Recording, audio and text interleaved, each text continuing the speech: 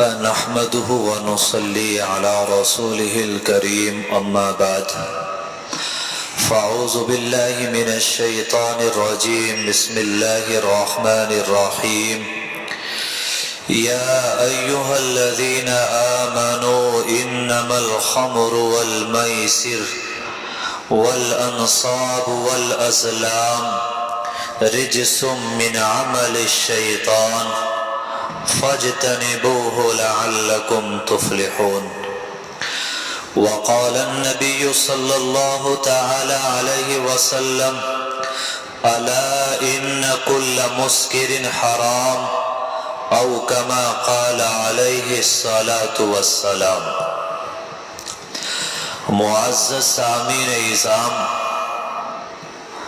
میرے محترم بزرگوں اور عزیز ساتھیوں،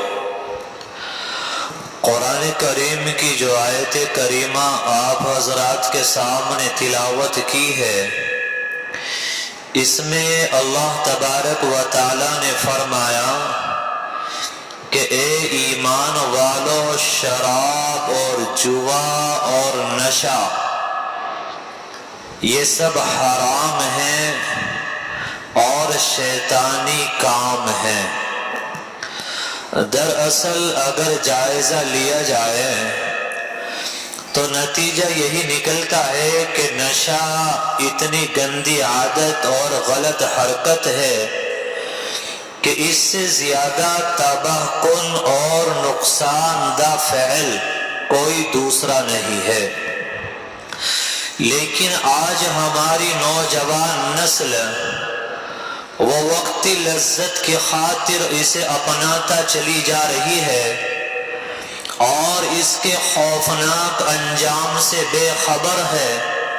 میں سمجھتا ہوں کہ شرک کے بعد دنیا کے اندر سب سے بڑا گناہ وہ نشے کا کرنا ہے، جو انسان کو ہر اعتبار سے تباہ اور برباد کر دیتا ہے۔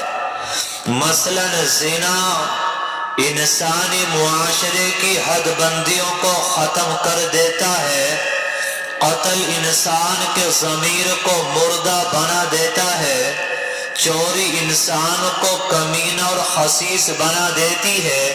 لیکن نشے کے اندر یہ تمام برائیاں بیک وقت پائی جاتی ہیں۔ نشہ انسان کے ظاہر و باطن، علم و عقل، مال و دولت، شجاعت و بصالت، خاندان و معاشرہ اور پورے کے پورے ملک کو تباہ اور برباد کر دیا کرتا ہے۔ تمہیں یاد نہیں ہوگا کہ دنیا کے گھٹا ٹوپ اندھیروں میں اسلام کے نور ہدایت کی روشنی چمکنے سے پہلے پوری دنیا کے اندر نشے کا دور دورہ تھا۔ گھر گھر کے اندر شراب کی بھٹیاں لگی ہوئی تھی۔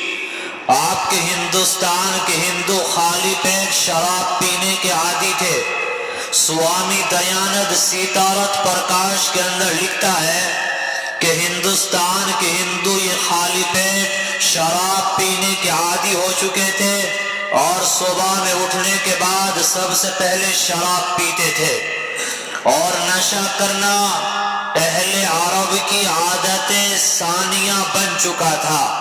اہل عرب کے بارے میں آتا ہے کہ اگر کسی کے ساتھ لڑائی ہو جاتی تو وہ قسم کھایا کرتے تھے کہ قسم ہے شراب کو اس وقت تک ہاتھ نہیں لگاؤں گا جب تک فلاں سے بدلہ نہ لے لوں اور فلاں سے انتقام نہ لے لوں۔ لیکن جب مذہب اسلام آیا، قرآن کی تعلیمات آئی ہیں، تو اللہ تبارک و تعالی نے تدریج کا راستہ اختیار کیا اور آہستہ آہستہ مسلمانوں کے ذہنوں کے اندر نشے کی حرمت کو بٹھایا گیا۔ ظاہر سی بات ہے کہ جو قوم نسل بعد نسل نشہ کرتی چلی آئی ہو، اس کو یکایک نشے سے منع نہیں کیا جا سکتا تھا۔ اس لیے اسلام نے تدریج کا راستہ اختیار کیا اور اللہ نے قرآن میں آیت کریمہ نازل فرمائی، یسألونک عن الخمر والمیسر، کہ محمد یہ لوگ آپ سے سوال کر رہے ہیں شراب کے بارے میں اور جوئے کے بارے میں، آپ کہہ دیجئے قل فیہما اسم کبیر، کہ ان دونوں کے اندر بڑا گناہ ہے۔ گویا کہ اس آیت کریمہ کو نازل کر کے لوگوں کے ذہنوں کو نشے کی حرمت کے لیے اور شراب کی حرمت کے لیے بالکل تیار کر لیا گیا تھا۔ اکثر لوگ سمجھ گئے کہ شراب کی حرمت کا حکم نازل ہونے والا ہے اور انہوں نے نشے کو چھوڑ دیا اور شراب کو چھوڑ دیا، لیکن چونکہ ابھی تک شراب کو اور نشے کو حرام نہیں کیا گیا تھا، کچھ لوگ اب بھی شراب پیتے رہے، نشہ کرتے رہے۔ اس کے بعد اللہ تعالیٰ نے یہ آیت کریمہ نازل فرمائی، یا ایھا الذین آمنوا لا تقربوا الصلاة وانتم سکارى، اے ایمان والو نشے کی حالت میں نماز کے قریب نہ جاؤ۔ اب ظاہر سی بات ہے اگر ظہر میں کوئی نشہ کرے تو عصر تک نشہ نہیں اترے گا تو نماز کیسے پڑھے؟ یہ آیت کریمہ نازل ہو جانے کے بعد اکثر لوگوں نے نشے کو چھوڑ دیا اور توبہ کر لی، اور چند لوگ جو نشہ کر رہے تھے وہ ذہنی اعتبار سے تیار ہو گئے اور نشہ چھوڑنے کا ارادہ کر لیا۔ کچھ دنوں کے بعد اللہ تعالیٰ نے قرآن کے اندر ایک تیسری آیت نازل فرمائی اور صاف طور پہ فرمایا، یا ایھا الذین آمنوا انما الخمر والمیسر والانصاب والازلام رجس، کہ مسلمانوں یہ شراب اور جوا اور یہ نشہ یہ بالکل ناپاک چیز ہے، جیسے خنزیر میں کوئی فرق نہیں وہ حرام ہے، یہ شراب اور نشہ یہ بھی بالکل اسی طریقے سے حرام ہے۔ ایک مسلمان خنزیر نہیں کھا سکتا تو وہ شراب کیسے پی سکتا ہے؟ صاف طور پہ فرما دیا رجسون، کہ یہ گندی اور ناپاک چیز ہے، تو اپنے آپ کو اس سے بچاؤ۔ اگر نشے سے نہ بچایا، شراب اور بیئر سے نہ بچایا تو تم بھی گندے اور ناپاک ہو جاؤ گے۔ آگے فرمایا من عمل الشیطان، کہ یہ نشہ کرنا، یہ شراب اور بیئر پینا یہ کسی انسان کا کام نہیں ہے بلکہ یہ تو شیطانی کام ہے۔ فرمایا فاجتنبوا، جب ایسی بات ہے تو اس سے باز آ جاؤ، لعلکم تفلحون، تاکہ تم کامیاب ہو جاؤ۔ معلوم ہوا انسان کام کاروبار کرتا رہے اور اس کا کاروبار ترقی کی منزلوں کو چھوتا رہے، لیکن قرآن کہہ رہا ہے کہ نشے کے ساتھ میں اور شراب کے ساتھ میں فرمایا ہرگز آپ کامیاب نہیں ہو سکتے۔ آگے اللہ نے فرمایا وَأَطِيعُوا اللَّهَ وَأَطِيعُوا الرَّسُولَ، کہ اللہ اور اس کے رسول کی اطاعت کرو، جو تمہیں بتا دیا گیا اس پر عمل کرو، کیونکہ نشے کی برائیاں بڑی ہیں۔ انما یرید الشیطان ان یوقع بینکم العداوۃ والبغضاء، شیطان یہ چاہتا ہے کہ تمہیں نشے میں مبتلا کر کے اور تمہیں شراب میں مبتلا کر کے تمہیں اللہ کے ذکر سے روک دے اور تمہیں نماز سے روک دے۔ فہل انتم منتہون، اے مسلمانوں کیا تم لوگ اب بھی باز نہیں آؤ گے؟ میرے بھائیوں، احادیث کی کتابوں میں لکھا ہے کہ جب یہ قرآن کے اندر آیت کریمہ نازل ہوتی ہے، اللہ کے رسول نے ایک منادی کو بلایا، کہا جاؤ اور مدینے کی گلیوں میں اعلان کرو کہ آج سے شراب کو اور نشے کو حرام کر دیا گیا ہے۔ اب اللہ کے رسول کا یہ منادی یہ مدینے کی گلیوں میں نکلتا ہے، آواز لگاتا ہے الا ان کل مسکر حرام، کہ خبردار سن لو ہر نشہ آور چیز حرام ہے۔ یا ایھا الذین آمنوا انما الخمر قد حرم، ایمان والو سن لو کہ شراب کو حرام کر دیا گیا ہے۔ چنانچہ لکھا ہے کہ محفلیں عروج پر تھی، شراب کا دور چل رہا تھا، شراب پینے کے لیے بعض لوگ گلاس اپنے منہ تک لا چکے تھے، تو اللہ کے رسول کے منادی کا یہ اعلان سنا اور انہوں نے گلاسوں کو پھینک دیا، شراب کے مشکیزوں کو بہا دیا، شراب کے مٹکوں کو توڑ دیا۔ لکھا ہے کہ مدینہ المنورہ کی گلیوں میں شراب بہتی ہوئی نظر آنے لگی. آپ غور کریں کہ نشہ کرنے والا انسان وہ مرنے مارنے پر تل جاتا ہے اور وہ نشہ چھوڑنے کے لیے تیار نہیں ہوتا. آپ صحابہ کرام کو دیکھیں, اللہ کے رسول کے منادی کا ایک اعلان سنا ہے اور شراب کے مشکیزوں کو بہا دیا ہے اور مٹکوں کو توڑ دیا ہے اور گلاسوں کو پھینک دیا ہے. آج وہی قرآن ہے, آج وہی اللہ کا فرمان ہے, آج ہمیں پڑھ پڑھ کر سنایا جا رہا ہے اور ہم نشہ چھوڑنے کے لیے اور نشہ ترک کرنے کے لیے ہم لوگ قطعاً تیار نہیں ہے. یاد رکھنا میرے بھائیوں, ایک سازش کفار و مشرکین کی طرف سے ہے اور ایک سازش وہ آپ کے اپنے لوگوں کی طرف سے ہے. ایک سازش آپ کے اپنے دوستوں کی طرف سے ہے. آپ نے جس کو دوست بنا لیا, آپ نے جس سے تعلقات بنا لیے. آج کیا ہو رہا ہے, آپ دیکھیں مسلمانوں کی شادیاں ہیں, دوست جمع ہوتے ہیں اور شادی اور خوشی کے نام پر اور دعوت کے نام پر باقاعدہ بیئر پارٹییں مسلمانوں کی شادیوں میں کی جا رہی ہیں. آج مسلمانوں کی شادی میں دوست جمع ہوتے ہیں اور دوستوں کو خوش کرنے کے لیے خنزیر کی طرح جو ناپاک ہے شراب اور بیئر اس کی پارٹی دی جاتی ہے. ناچ گانا اور بجانا کیا جاتا ہے اور ڈی جے بجائے جاتے ہیں. ارے ایک سنت پر عمل کرنے کے لیے آپ نے اتنے بڑے جرم کا ارتکاب کیا ہے, اتنے بڑے گناہ کا ارتکاب کیا ہے کہ اگر اللہ کے رسول کی دعا نہ ہوتی تو نہ جانے کب کا عذاب آ گیا ہوتا.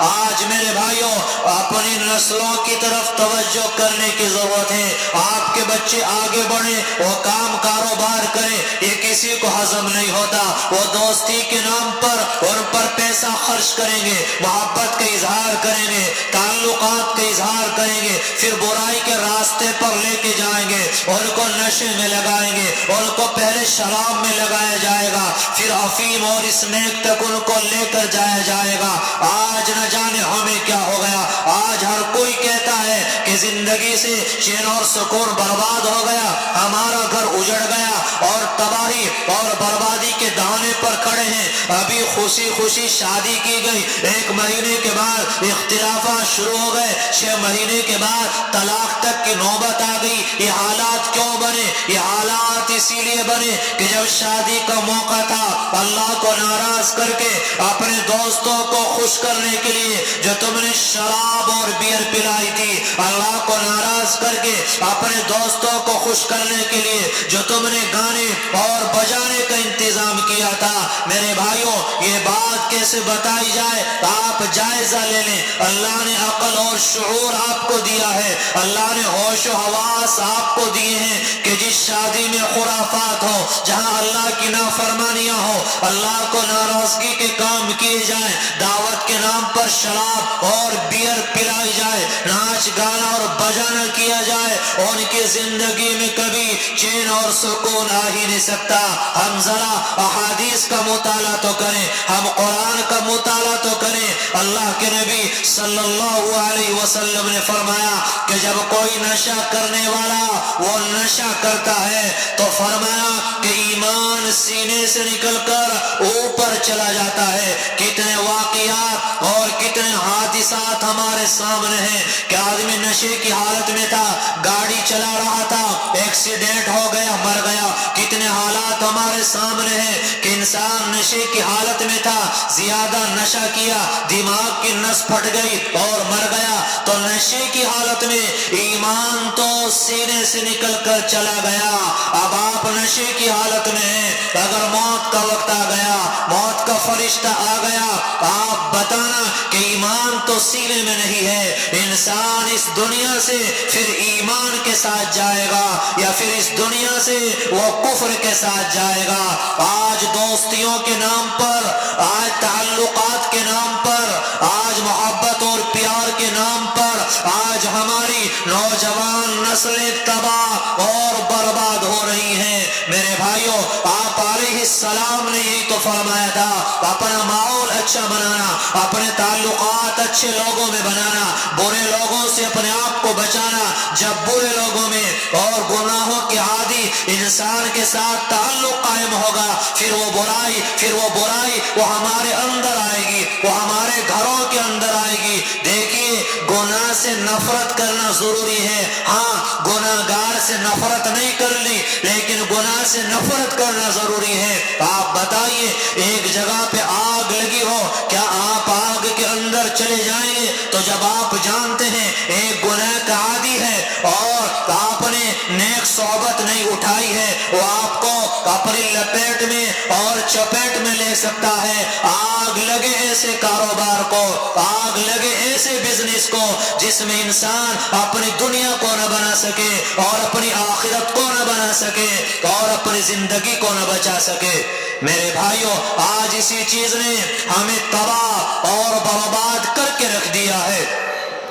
हदीस पाक के अंदर नबी पाक अलैहिस्सलाम ने फरमाया कि नशा है, चाहे वो शराब हो, भंग हो, इसमें कोई भी नशा आप इसको नाम दें। फरमाया कि पीने वाले पर, पिलाने वाले पर, लाने वाले पर, कारोबार करने वाले पर, इन सब पर अल्लाह की लानतें होती हैं। आज ये लानतें ही तो हमारे ऊपर बरस रही हैं।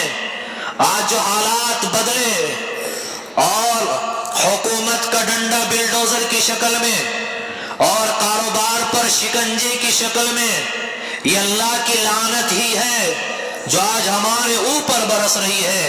पहले एक आदमी कमाता था, पूरा घर खुशहाल जिंदगी गुजारता था, आज छोटे से लेकर बड़े तक कमाने में लगा है और हर इंसान टेंशन और डिप्रेशन में जिंदगी गुजार रहा है। ये हालात क्यों सवर नहीं रहे हैं? ये हालात सुधरने का नाम क्यों नहीं ले रहे हैं? क्योंकि अल-ऐलान आज मुसलमान अल्लाह के हकाम के खिलाफ वर्जी कर रहा है। मेरे भाइयों, इन हालात को समझना पड़ेगा। ये तबाहियां, ये बर्बादियां, ये हमारा मुकद्दर क्यों बनी है? इनके असबाब पर हमें गौर करना पड़ेगा। ये तबाहियां, ये बर्बादियां वैसे ही नहीं आ गई, ये हमारी बदअमालियों की कसरत की वजह से है, ये हमारे गुनाहों की वजह से है। क्या हमें नजर नहीं आता आज हमारी कितनी नौजवान नस्लें हैं जो घर की जिम्मेदारी को संभालते, कौमों मिल्लत की फलाह और बहबूद के लिए कोई काम करते, आज गलियों में और बाजारों में और जंगलों में आपको चेहरे पर फटकार पड़ी हुई और नशे की हालत में घूमते और फिरते आपको नजर आ जाएंगे। इस नशे ने हमें कहां तक पहुंचा दिया? एक जर्मनी डॉक्टर का मकूला है, कहता है कि अगर आधे नशे के कारोबार बंद कर दिए जाएं तो मैं इस बात की जमानत लेता हूं कि आधे हॉस्पिटल और आधे जेल खाने बेजरूरत होकर खुद ब खुद बंद हो जाएंगे। एक फ्रांसीसी मुहक्किक हजी अपनी किताब खवातिर सवाने फिर इस्लाम के अंदर लिखता है कि सबसे ज्यादा मौलिक हथियार और वो दो धारी तलवार जिसके जरिए मुसलमानों का कत्लेआम किया गया कि वो नशा है। जब हमने देखा मुसलमान कौम आगे बढ़ती चली जा रही है और तरक्की करती चली जा रही है, तो इनको मिटाने के लिए, इनको पस्ती की तरफ लाने के लिए हमने नशे को फरोग दिया है। क्योंकि जिस कौम में नशा फैला है वह कौम तबाह और बर्बाद हो गई है। एक अंग्रेज कानूनदां बिन ताम नामी शख्स लिखता है कि मजहब इस्लाम की खूबियों में से एक बड़ी खूबी यह है कि इसमें नशे को हराम किया गया है। वो अपनी हुकूमत से मुतालबा कर रहा है कि हमारी हुकूमत को चाहिए कि वो नशे पर कदगन लगाए, पाबंदी लगाए। गैरों ने इस बात को समझ लिया, लेकिन आज का मुसलमान इन चीजों को समझने के लिए तैयार नहीं है। तबाही और बर्बादी के दहाने पर चले गए, लेकिन अपनी बर्बादी के असबाब की तरफ कोई तवज्जो नहीं है और अपने बच्चों की तरबियत की तरफ हमारी कोई तवज्जो नहीं है। آپ کا بیٹا کب گھر سے باہر گیا، کس کے ساتھ رہا، کہاں رہا، رات میں کب واپس آیا۔ آج کے باپ کو اس کی کوئی فکر نہیں ہے، بس وہ 500 روپے شام کو کما کے باپ کو لا کے دے دے، وہ رات میں آوارہ گھومے، آوارہ لڑکوں کے ساتھ رہے، نشہ کرنے والوں کے ساتھ رہے، وہ فلمیں دیکھنے جائے، وہ میلوں میں جائے، وہ لڑائی جھگڑے کرے۔ آج کے باپ کو اس سے کوئی واسطہ اور مطلب نہیں ہے۔ ہم لوگ کہاں چلے گئے اور نشے نے ہم لوگوں کو کہاں تک پہنچا دیا۔ میرے بھائیوں، وہ نوجوان کہ جس سے اس کے ماں باپ نے بڑی امیدیں وابستہ کی تھی کہ میرا بیٹا جوان ہوگا، کھانے کے لیے کچھ ملے گا اور کما کے لائے گا، پیٹ بھر کھانا ملے گا اور رہنے کے لیے چھت ملے گی اور لباس ملے گا، میرے بڑھاپے کا سہارا بنے گا۔ آج دیکھو نشے نے کہاں پہنچا دیا۔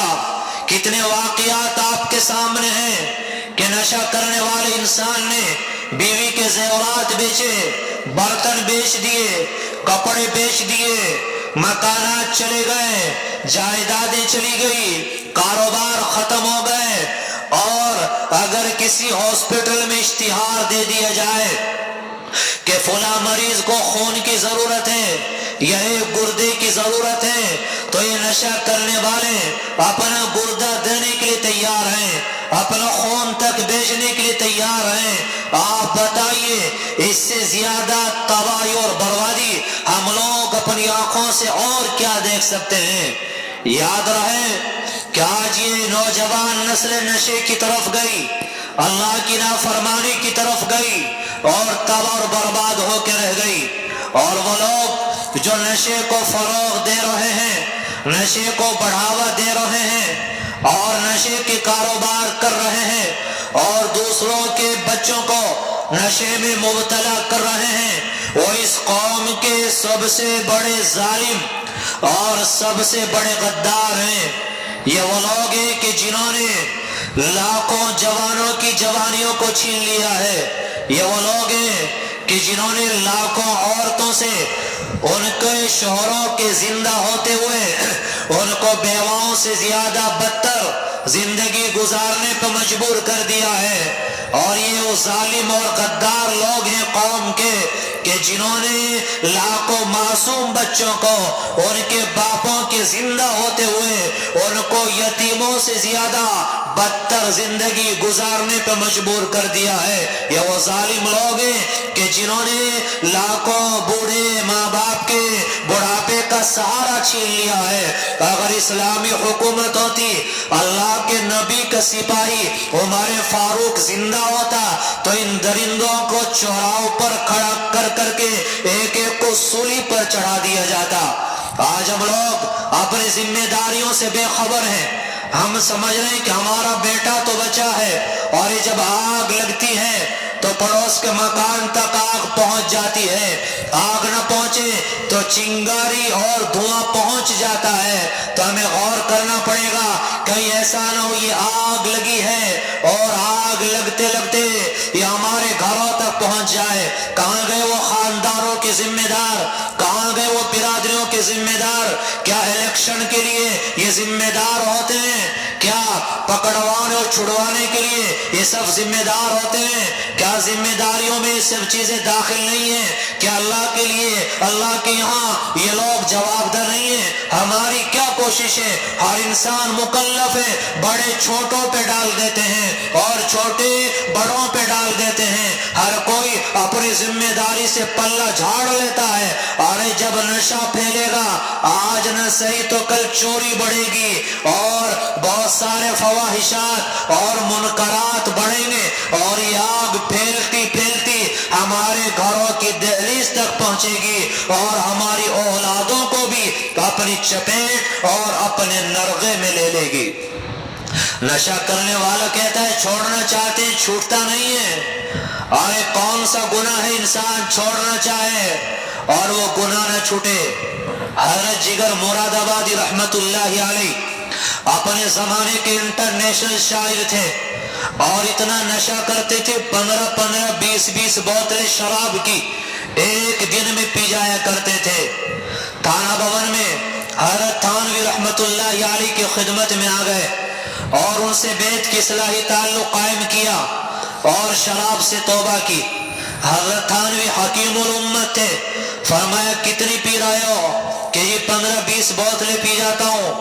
फरमाया कि अभी फिलहाल 2 की इजाजत है, हफ्ते 10 दिन के बाद ये 2 भी छोड़ देना। वो कहने लगा आप ईमान दे के हिम्मत और इरादा देखिए। कहने लगा कि छोड़ना है, आज भी छोड़ना है, कल भी छोड़ना है, और वो पुख्ता अज़्म और इरादा करके चले जाते हैं। अब जब नशा छोड़ा है, सेहत खराब हो जाती है, इंटरनेशनल शायर हैं, हुकूमत को फिक्र हो जाती है, तो बाकायदा सरकारी डॉक्टरों का एक पैनल आता है और उनकी सेहत का जायजा लेता है और कहता है कि जिगर साहब अगर जिंदा रहना चाहते हो तो कुछ ना कुछ शराब आपको पीना पड़ेगी।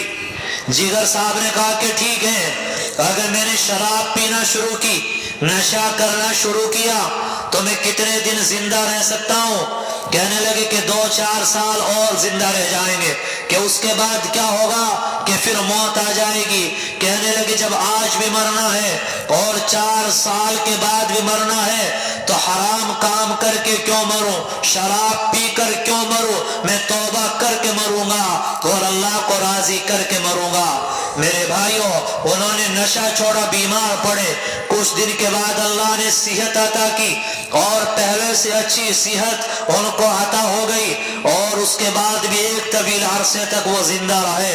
उसके बाद इंतकाल हुआ है। तो ये हमारे बहाने हैं, नशा छूटता नहीं है। मेरे भाइयों, हम तो सिर्फ इसमें को नशा समझ रहे हैं।